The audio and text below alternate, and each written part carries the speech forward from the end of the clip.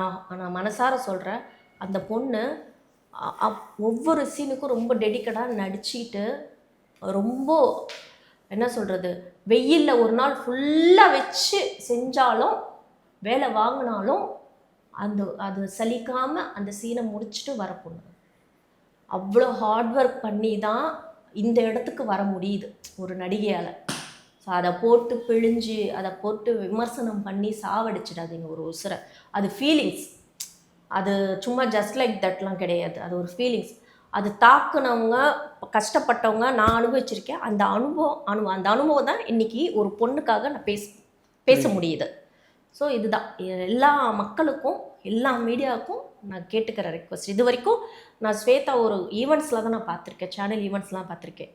நேர்முகமாக face to face அந்த ஸ்வேதாவை கூட நான் பார்த்து பேசுனது கிடையாது. பார்த்துருக்கேன், பேசுனதில் ஒரு நாள் கூட பழகுனதில்ல, ஒரு சீன் கூட அவங்களும் நானும் நடித்ததில்லை.